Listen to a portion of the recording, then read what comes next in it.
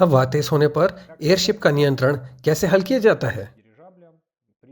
और एक अन्य व्यक्ति पूछता है, क्या ऐसे कोई वीडियो हैं जो दिखाते हैं कि तेज हवा चल रही थी और एयरशिप ने अपना मार्ग बनाए रखा? आमतौर पर यह बहुत सरल है। आप देखिए, एयरशिप उड़ रहा है। वह हवा के विपरीत नहीं उड़ रहा है, वह हवा के प्रवाह में उड़ रहा है। सामान्य तौर पर उसे कोई परवाह नहीं है, लेकिन अगर केवल कुछ छोटे भंवर, वे स्थानीय है। लेकिन शीर्ष पर व्यवहारिक रूप से ऐसे कोई लोग नहीं हैं। इसलिए सवाल यह नहीं है कि क्या यह हवा के भीतर नियंत्रित होता है। सवाल यह है कि इस हवा के अंदर इसकी गति हवा की गति से अधिक होनी चाहिए और काफी महत्वपूर्ण होनी चाहिए।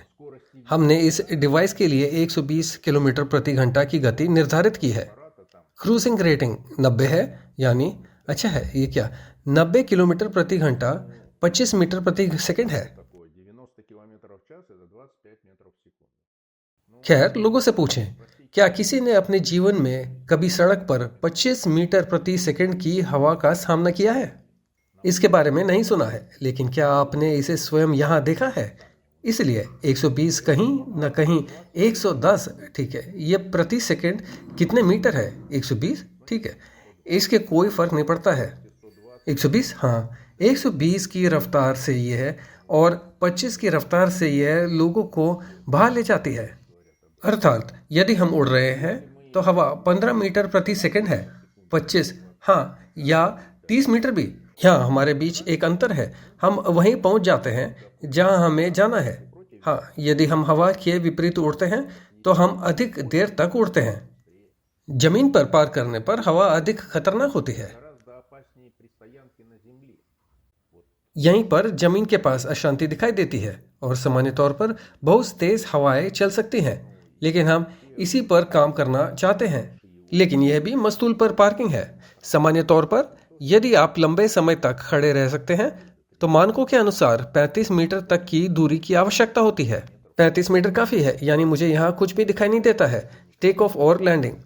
लेकिन मैं ऐसे किसी हेलीकॉप्टर को नहीं जानता जो 25 मीटर प्रति सेकंड की गति से उड़ता है।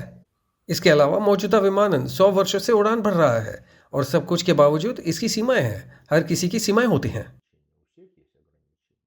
और जहाज तूफान में नहीं आते, वे पूरी तरह से चले जाते हैं या कुछ खिड़कियों में छिप जाते हैं, अन्यथा उन्हें बस किनारे पर फेंक दिया जाएगा।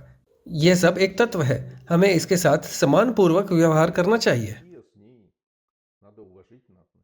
खैर, सामान्य तौर पर यदि आप ऐसा सोचते हैं तो हाँ, वास्तव में तत्व ही तत्व है।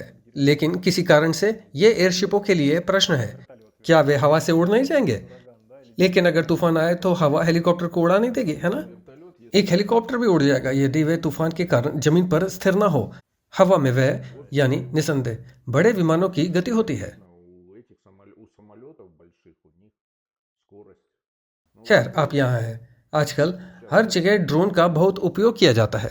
तेज हवाओं में ड्रोन ठीक से नहीं उड़ पाता, वह पलट जाता है और फिर यही उसके लिए है।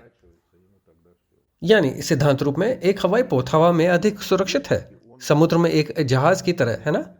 तूफान में समुद्र में चला जाता है। वहां भी जहाजों की तरह समस्या है क्योंकि वह बॉर्डर पर है। लेकिन पनडुब्बी पानी के अंदर चली गई और वहां आमतौर पर शांति थी। लेकिन निश्चित रूप से हवा और पृथ्वी के बीच की सीमा कहाँ है? हाँ, खैर, अंततः वहां कोई लोग नहीं है, हमारे पास नहीं होंगे।